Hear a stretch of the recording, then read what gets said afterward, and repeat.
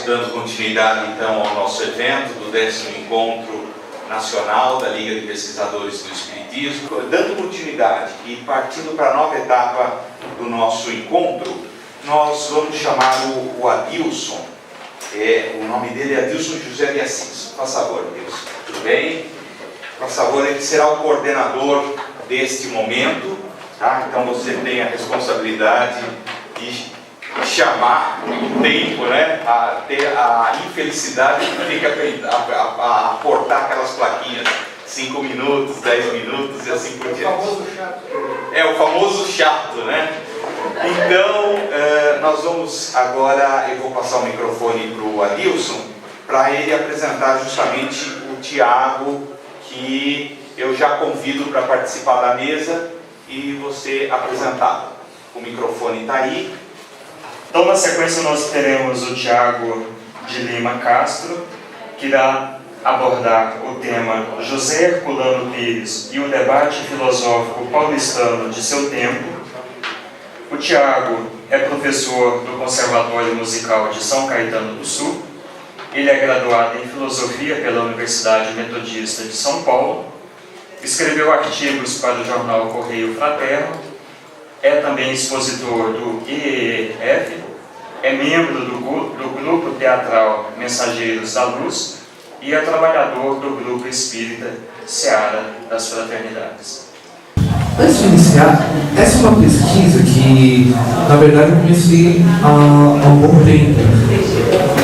Qual foi a motivação? Lia muitos livros de Herculano Pires, comecei a ter um contato maior com a filosofia. E a questão que se colocou é a seguinte: Herculano Pires foi formado em filosofia na USP, numa de suas primeiras turmas, membro do Instituto Brasileiro de Filosofia. Deu aula também de filosofia na universidade.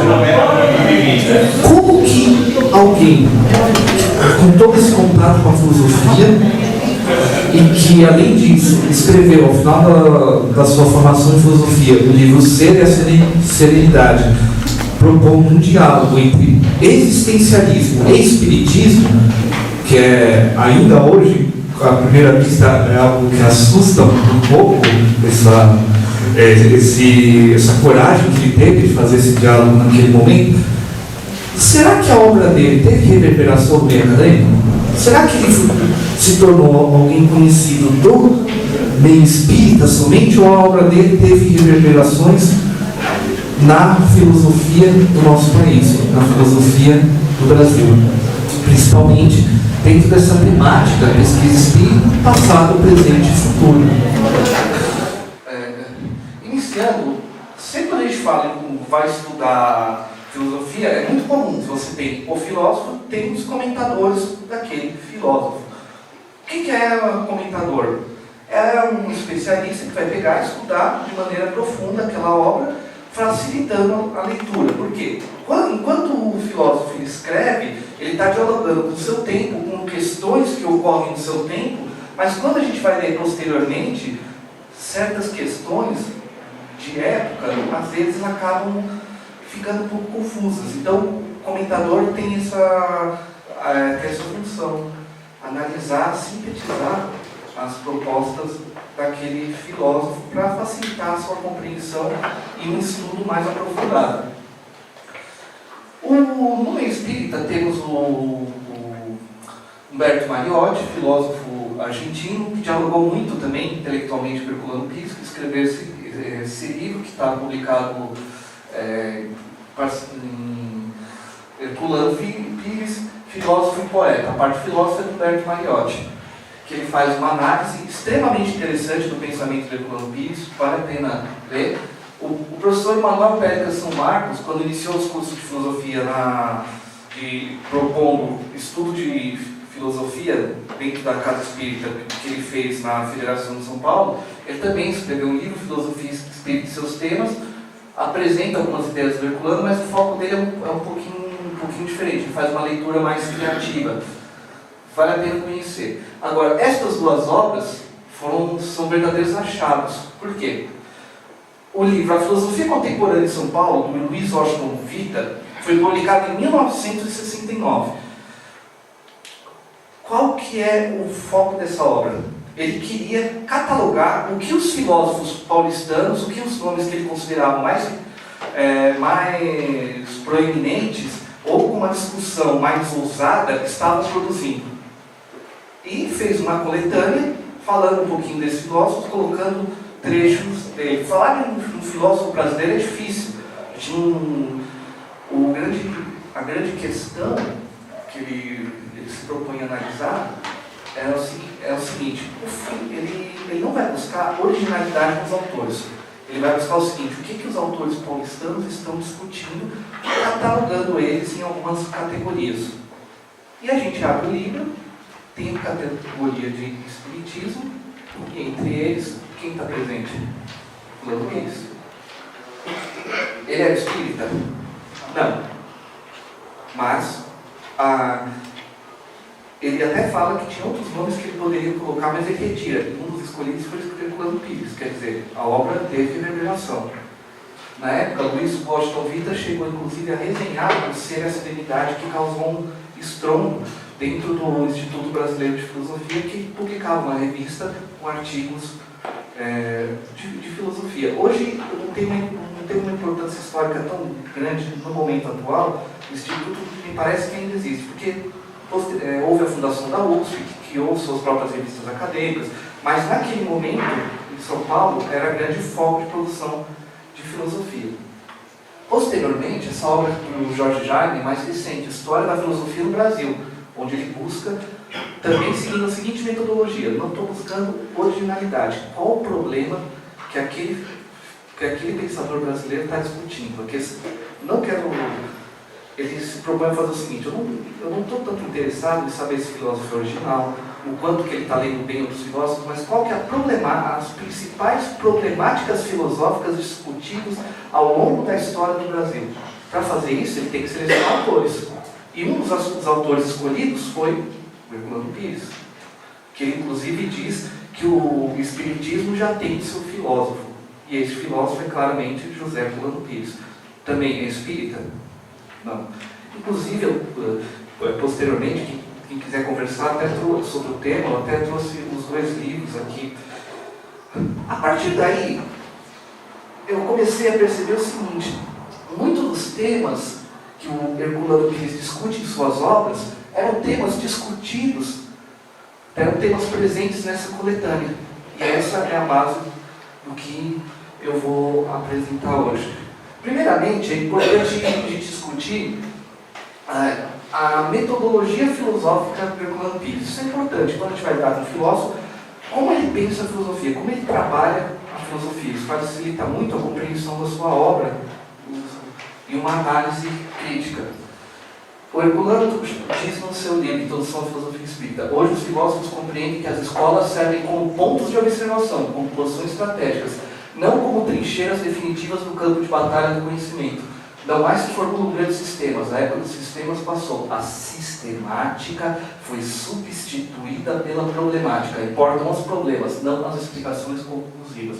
Quer dizer, o Herculano vai se pautar ao produzir filosofia, ao pesquisar filosofia, em discutir o problema e não o sistema filósofo. Uma outra metodologia filosófica possível seria pegar o sistema de um filósofo e tentar dizer: bom, então o ponto a argumentação desse filósofo quebra, há um problema aqui e ali. Essa é uma forma de trabalho. A forma que o Herculano está se propondo, que está muito relacionado à produção de filosofia no Brasil nos anos 60, é através dos problemas. Bom, tem um problema filosófico X. Mais do que o quanto esse sistema é tão bem edificado racionalmente, o quanto essa teoria é capaz de explicar o problema. Esse é o foco. Esse é o foco de trabalho que o Herculano vai traçar. É interessante, quando a gente vê o livro dos Espíritos, a conclusão, ao texto, a sua força do Espiritismo está na sua filosofia, no apelo que faz a razão ao bom senso. Kardec, mais para frente, diz: essa filosofia me explica o que nenhuma outra havia explicado. Ela encontra, com simples raciocínio, uma demonstração racional dos problemas que se interessam no mais alto grau ao meu futuro. Por que eu coloquei esse trecho? Porque a filosofia francesa também tem essa característica. O filósofo francês não vai tentar, digamos assim, quebrar a argumentação de um outro filósofo. A tendência francesa é apresentar a sua ideia e que o leitor raciocina, diferente de uma tradição alemã, por exemplo. Então, há esses dois eixos. Herculano vai dialogar com a filosofia do seu tema através do problema filosófico colocado, voltando a Kardec. De uma certa forma ele acha um esteio em Kardec para realizar esse procedimento metodológico, buscando em Kardec aquilo que a obra de kardeciana propõe, mas sintetizando também com o pensamento do seu tempo. Afinal, o Espiritismo, dentro do seu aspecto progressista, o Espiritismo tem que dialogar com a cultura do seu tempo. Mas para dialogar com a cultura do seu tempo, eu tenho que fazer esse retorno à base. Em filosofia, eu não posso falar em platonismo sem falar em Platão. Como eu vou falar no Espiritismo sem fazer esse retorno a Kardec? Mas, ao tratar da problemática, ele vai sempre propor uma síntese. Em que sentido? O contexto filosófico para o qual Kardec escreve é o livro dos Espíritos, enquanto o livro filosófico é voltado ao tempo e ao momento histórico preciso da filosofia francesa do século XIX. O momento em que nós estamos é outro. Para isso, eu preciso voltar, mas dialogando com o conhecimento de agora. E, dentro da visão do Herculano Pires, e como ele vai tentar demonstrar, as soluções propostas por Kardec são válidas para nós hoje mesmo, com a mudança do pensamento filosófico, de certas metodologias. Bom, Humberto Mariotti, inclusive, chama Herculano de um kardeciólogo. Ele cria esse termo para explicar esse processo, quer dizer, ele vai ler Kardec e mostrar a pungência da filosofia espírita na sua capacidade de dialogar com a problemática da nossa época. Tudo bem?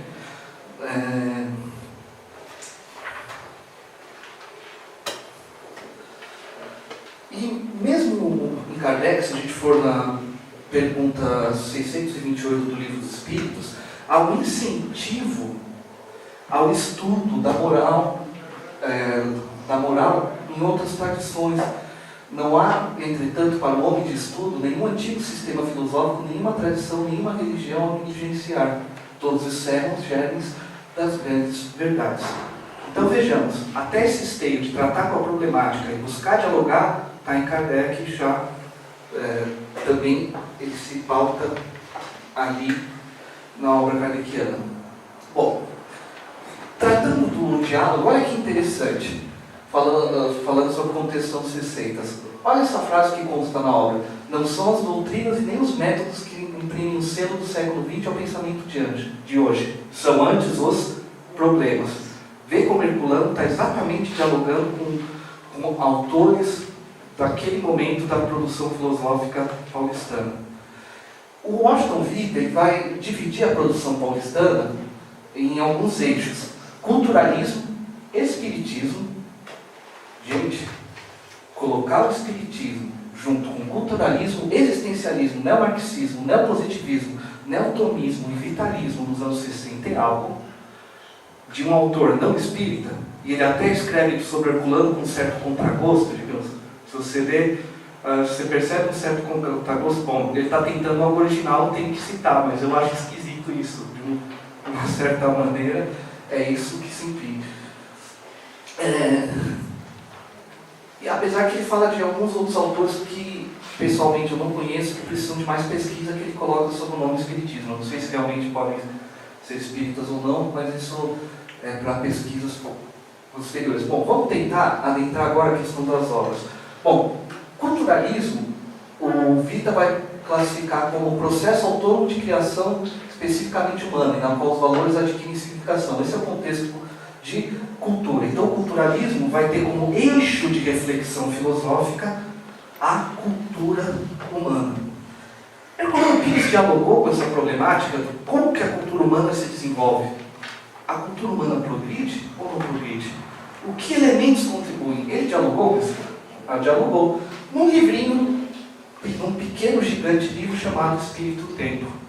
Não é tão pequeno em número de páginas, mas a quantidade de raciocínios que você vai se desdobrar, onde a partir das teses de Ernesto Bozano, da origem da religião nos fenômenos mediúnicos, ele vai desenvolvendo um histórico, antropológico e cultural do ser humano, pautando nesse elemento. Ele vai passar por diversas áreas do conhecimento. O que é interessante, quando ele chega nessa problemática, há uma grande questão para analisar a cultura, a antropologia e a própria história, que é o seguinte: qual o móvel da história? É a matéria, ou seja, são as relações materiais de produção que geram um percurso histórico, ou seja, eu tenho relações materiais de formas de trabalho, formas de produção, e crio discursos para dizer que elas são válidas, ou então são as ideias que ao longo da história vão fazendo esse movimento. O Herculano Pires vai propor, cada uma está bem uma face da realidade. Para termos uma visão orgânica da realidade, como o Herculano se refere, eu tenho que pensar em espírito e matéria. Eles dialogam com livros espíritos, que vai dizer que a gente, espírito e matéria, enquanto princípios constitutivos da realidade, são elementos diferentes, mas só podem ser separados pelo pensamento, porque na realidade existencial, espírito e matéria está sempre presente. E o Herculano, dessa forma, vai sintetizar uma proposta de história que busca unir esses dois elementos. É algo arrojado, algo que está implícito numa concepção espírita de ser humano como ser reencarnante, mas desenvolvê-la no processo de desenvolver esse pensamento, aplicando no desenvolvimento cultural humano, é um trabalho intenso e intenso. Posteriormente, ao mesmo tempo, tem os filósofos existencialistas. Eu não estou citando os pensadores de São Paulo daquele momento, estou indo pela metodologia do Vita, estou citando a problemática. O problema do existencialismo é pensar a existência humana, refletir a partir do fato de que o homem nasce e se insere no mundo. Essa é a problemática existencialista. O que Herculano Pires faz? Ele sintetiza também o pensamento existencialismo com o espiritismo. O existencialismo, que é característico do pensamento de Sartre, vai dizer o seguinte: existência precede a essência, ou seja, eu nasço no mundo, eu apareço no mundo porque não existe Deus, não existe nada depois da morte, e tudo que eu faço aqui, tudo aquilo que sou, é responsabilidade minha pelas minhas escolhas e nada mais. A vida não tem sentido porque não existe Deus, morreu, acabou. A vida, o único sentido que tem na vida é o que você faz aqui. E tudo que você fizer, você é responsável por toda a humanidade, porque cada ação sua reverbera no mundo como um todo. Um peso muito grande. No existencialismo, ele tem uma característica de que não posso refletir a partir de elementos metafísicos. O que Herculano faz? Vai buscar sintetizar esse pensamento do existencialista do Sartre, de outros filósofos, com o espiritismo, através do conceito de interexistência. Ele abordou isso em obras como Ser a Serenidade, Introdução à Filosofia Espírita, O Mistério do Ser ante a Dor e a Morte, A Concepção Existencial de Deus, a obra mais ousada do Herculano Pires, O Curso Dinâmico do Espiritismo, quer dizer, sintetizando aquela discussão sobre a existência característica dos anos 60 na filosofia. Bom, outro aspecto estava muito em voga, neomarxismo. Por que se falava em neomarxismo? Porque falar em marxismo nos anos 60, em plena ditadura militar, é completamente perigoso. Então, eles cunhou o termo na época neomarxismo para dizer que não estava falando de leninismo. O Herculano dialoga com essas questões, sim, no livro Espírito do Tempo, afinal Marx, que vai defender que a história é movida pelas relações de trabalho, de produção, e no próprio livro O Reino, porque o que o Marx questiona, basicamente, ele tensiona o seguinte: o que modifica o mundo não são as ideias, mas são as ações. As ideias, os pensamentos são sempre de discursos para corroborar uma ação, para legitimar, só isso. Então, não tem como não ser provocado por essa questão. É o pensamento que gera ou são as ações? Esse diálogo é importante. Estou sendo bem sintético para... Neopositivismo, que são as discussões sobre a ciência. Esse é o comentário do Jorge Jaime, Realmente o Espiritismo precisava de um arauto que colocasse em seus devidos lugares quando o aparecimento da parapsicologia poderia abalar seus alicerces. José Herculano Pires foi essa voz esclarecedora, dando uma orientação doutrinária e filosófica aos seguidores de Allan Kardec, preocupado em esclarecer pontos mais controvertidos do assunto. Porque, na época, o positivismo é a ideia de que o conhecimento tem que ter fundamentação científica. Então, Herculano vai articular uma teoria do conhecimento espírita, porque a relação entre filosofia e ciência no Espiritismo é uma relação complexa. Não tão complexa, é difícil compará-la. Tem muitos filósofos que usam dados científicos para refletir, mas tentar unir uma metodologia científica com uma metodologia filosófica, que é o projeto do Allan Kardec, é algo ainda, tanto quanto avançado para a nossa época, ainda é uma problemática. O Herculano, em diversas obras, ele vai desenvolver essas questões, inclusive a sua introdução ao livro dos Espíritos, introdução à filosofia espírita, a ciência espírita, o espírito do tempo. Outras questões, por exemplo, que ele atacou é o problema do cientificismo. O cientificismo é a ideia que eu pego um fato científico e extrapolo ele para aquilo que aquele fato científico não diz. Uma prática, infelizmente, muito comum. E ele escreveu ao Pedro Joio, falando de Diálogo com Hernani Guimarães Andrade, na sua obra inicial, que ele propõe um modelo atômico do espírito. Não, uma coisa, vale a pena a leitura. Tem a questão que algumas pessoas se questionam sobre por que Herculano utilizava a ideia de matéria escura para falar do perispírito. Lendo, a Isabel comentou nos programas de rádio, de colocar algumas perguntas, onde ali alguém perguntou para ele, na rádio, ele comentou que a descoberta da matéria escura e da antimatéria era uma porta, era uma abertura para ensejar uma pesquisa que pode resultar no conhecimento do fluido espiritual, da matéria enquanto fluido. Então, por isso ele propõe essa relação com o perispírito, porque o perispírito é feito de matéria fluídica. Então é nesse sentido que ele usa o termo. E, na época, temos o neotonismo. Relógio. Numa época em que não se pode falar em metafísica, como filosoficamente tratar o cristianismo? Que o cristianismo depende da existência de Deus. Numa época filosófica que não se pode falar metafísica, como ter uma filosofia cristã? Isso era um problema nos anos 60? É um problema ainda hoje? Também. Então, e ele avalia o problema, o economismo não vai discutir a obra de Tomás de Aquino, mas ele vai entrar nessa problemática do cristianismo no nosso momento filosófico, em diversas obras, e por metodologias diferentes. No Espírito Tempo, ele vai usar elementos de antropologia para discutir o cristianismo. Em revisão do cristianismo, vai fazer uma certa genealogia do cristianismo, quer dizer, genealogia é o buscar a origem do conceito e como esse conceito vai aparecendo na história. Não é método genealógico, não é uma pesquisa histórica de fatos, mas é sobre as transformações do conceito durante o percurso histórico. Agonia das religiões, ele faz uma crítica histórica, e na concepção existencial de Deus, ele busca falar da existência de Deus através da fenomenologia. Por isso que eu digo que essa é uma obra extremamente radical e ousada. E ele sempre trabalhou a ideia da religião como parte extrínseca do processo histórico. Inclusive, o Jorge Jaime e o Luiz Washington Vita comentam isso. O vitalismo o termo vitalismo, aos anos 60, estava sendo usado no seguinte sentido, postulando ao mesmo tempo uma força vital, um princípio da vida, redutiva às forças da matéria inerte. Quer dizer, não posso pensar só em matéria, ter que pensar em outro princípio. Não implica em falar em Deus. Essa é a questão do vitalismo nos anos 60. Um exemplo que ele cita é uma forma que era muito lido o Bergson naquele momento. E é claro, essa ideia de um princípio vital, algo além da matéria, é parte do espiritismo. Mas há o problema da relação corpo-espírito, por exemplo, está implicado ali, que é outra obra em que ele trabalhou.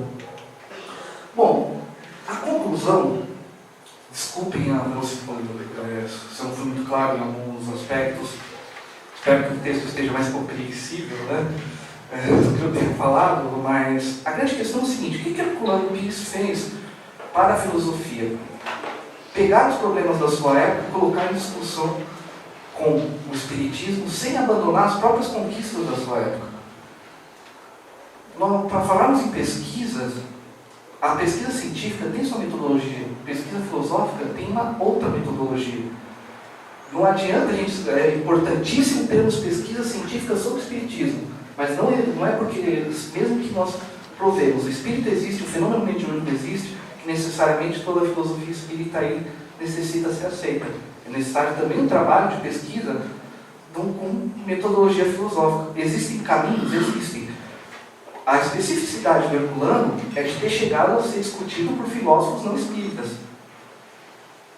Então, por que não nos debruçarmos sobre a sua obra, não somente para ler o que ele escreveu, o que ele propõe, mas para entender essa metodologia e, quem sabe, também dar continuidade a ela, através de uma análise e tudo mais, e buscar os caminhos a serem explorados.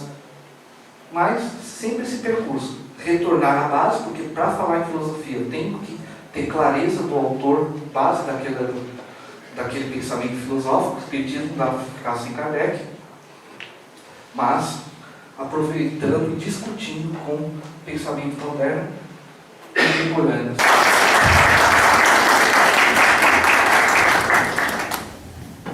Obrigado, Tiago. Então, nós passamos imediatamente às perguntas e intervenções. Estejam à vontade, por favor.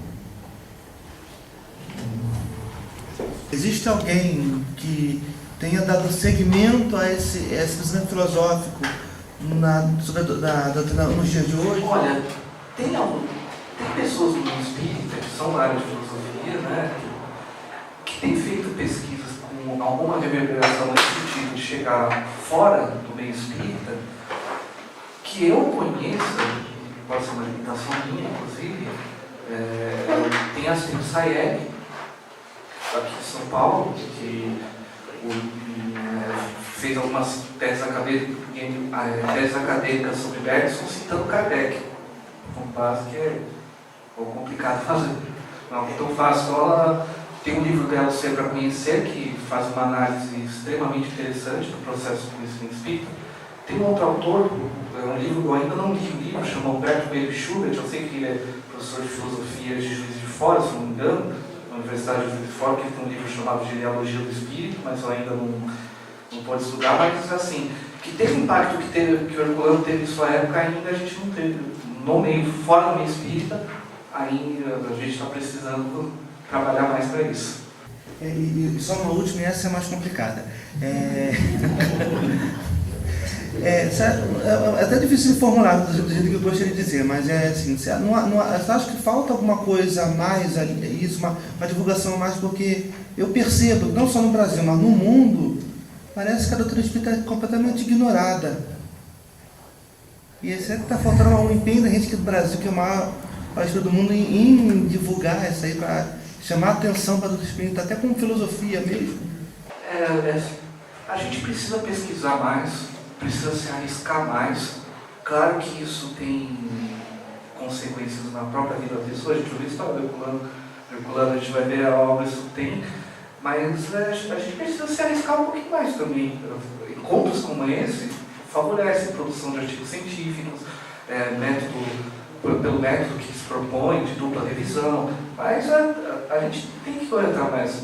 Só para citar, eu fiz essa apresentação aqui, desse texto sobre Herculano, mas durante a graduação eu cheguei a fazer duas apresentações na universidade, que eu fiz, 2 congressos diferentes, que teve ali. Eu propus artigos sobre como isso foi aceito. Tem algumas consequências ali existenciais que eu não vou falar, eu vou me poupar um pouquinho, mas quer dizer, o pensamento ali tem que estar válido. Se você, agora, a gente tem que, nesse momento, dialogar com a imagem do meio acadêmico, dentro das regras, tem que ter um certo afastamento, afastamento no seguinte sentido: se eu for falar na academia sobre o Herculano Pires, eu tenho que falar como falaria de qualquer outro filósofo, certo? Claro que você gosta mais, né? Mas tem que ter tem que ter uma seriedade na maneira de colocar, mas tem que ter, a gente tem que se arriscar mais mesmo. Oi. Tudo bom? Eu queria saber se a filosofia espírita ela tem autoridade acadêmica enquanto método filosófico. Tem. O que acontece, a maneira que muitas vezes ocorre uma resistência, é a maneira como se propõe. Se eu for discutir como filosofia, eu tenho que articular com a época, eu tenho que fazer uma articulação filosófica, não posso impor, mas a doutrina tem, a filosofia espírita tem autoridade? Tem. Primeiro que ela é baseada em método. Kardec sempre fez na Gênese, quer dizer, começa a discutir sobre isso lá na introdução dos livros espíritos, artigos na revista espírita, que falta muito a nossa leitura para acompanhar o desenvolvimento metodológico do Espiritismo. Na Gênese, que é uma das últimas obras publicadas, está lá um capítulo só sobre isso, quer dizer, tem. Desde que nós apoiemos o Espiritismo pela razão. Ele só não tem autoridade se a gente não souber extrair dali o que o próprio Kardec nos apresenta, que é o quê? A força da razão, dos argumentos, da lógica. Se a gente for tentar apresentar sem esse parâmetro, não tem, mas o Espiritismo em si tem autoridade. É ignorado, né? Mas talvez no mundo como o nosso, ser ignorado às vezes é positivo.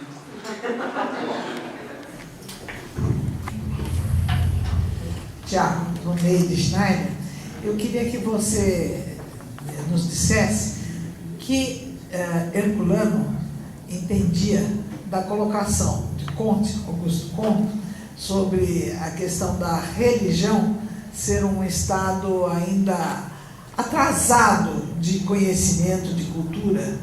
Primeiro seria o segundo estágio. O terceiro já é, digamos assim, simplesmente filosófico, sem acreditar em religião nenhuma. O pensamento do Comte, ele é predominante, né, no século XIX, dizia: a única forma de conhecimento possível é a ciência. Metafísica é a coisa do passado, a coisa para ser jogada no lixo, e religião é a história da carochinha, né? O século XIX tem essa característica. Como que e Kardec surge no meio do século XIX. Como que o Herculano vai tratar isso? O Herculano vai mostrar, na sua análise epistemológica, onde o Espiritismo ele parte da ciência na análise do fenômeno mediúnico. A ciência não basta, eu preciso de um outro método para a ciência se propõe para entender o fenômeno. Eu entendo a existência dos espíritos, com E maiúsculo. A partir disso, eu preciso do método racional para entender o princípio espiritual. E a partir quando a gente vê os argumentos do Herculano Pires, aí a gente entende as argumentações do Kardec. Porque o positivismo surge graças à obra do Kant. O Kant vai dizer: a metafísica é impossível porque eu não tenho dados objetivos. Não tenho dados objetivos para falar em Deus. Então vamos tomar cuidado. Kant conheceu o Swedenborg, como o Swedenborg era vidente, mas só o Swedenborg via, como é que fica? Aí o que o Kardec faz? Então não vamos olhar só o método, vamos olhar uma série de métodos, vamos tratar a mediunidade como natural e não como sobrenatural. E é isso que Herculano tanto vai traçar dessa relação ciência, filosofia, e esclarecer o sentido da palavra religião. Da religião não enquanto instituição, mas como um movimento do espírito de, através do seu processo evolutivo, externar a sua essência divina, externar nas suas ações as leis divinas e seus pensamentos, sentimentos e ações. Aí, Tiago, parabéns aí pela tua exposição, muito legal. Sadi, do Centro Espírita Judas Iscariotes. Então, bom, tu apresentasses aí 4 livros sobre filosofia, mas tu se prendeu a um. Então, eu não sei, é só nesse livro que aparece o livro do Luiz Washington Vida, é só ele que aparece o Herculano Pires. Outra coisa, aí depois tu elencou o tomismo, o existencialismo, né, o neomarxismo no livro, etc., e os outros, mas não colocou o espiritismo. Por que não colocou em destaque? Colocou todos os outros em destaque como estava ali, mas aqui no livro não. Então, e a questão também, como é que tu veria o neotomismo, por exemplo, está baseado não na Igreja Católica, exatamente na Bíblia, etc., mas na filosofia de Tomás de Aquino, né? E o Herculano Pires é no livro revelado que é o Espiritismo. É essa questão da filosofia, a produção filosófica, ou é uma repetição do que os Espíritos falaram? Então, eu gostei. Bom, sobre a primeira questão, aqui nos slides, no texto eu usei muito o livro do Washington Vita, porque tem poucos historiadores sobre a filosofia no Brasil. Isso é um campo de pesquisa muito difícil, né? Afinal, é brasileiro, por que é brasileiro, por que eu vou estudar que é brasileiro, né? Tem muito isso no meio acadêmico também. Então eu usei um pouco mais do Washington Vita e do Jorge Jagger para mostrar, mais no sentido de mostrar como que o pensamento dele está sendo discutido por não espíritas, né? que é uma das grandes façanhas. Né?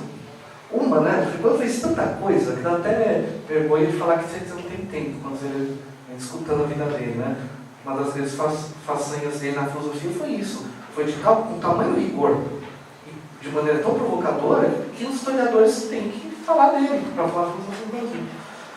E dentro dessas... O Espiritismo eu falei muito como o principal autor falando aqui, o Herculano Pires, então ele está no artigo todo. A questão do neotomismo era uma tentativa de dar novas bases ao pensamento do Tomás de Aquino. O Herculano Pires é sobre um outro sentido para falar de cristianismo.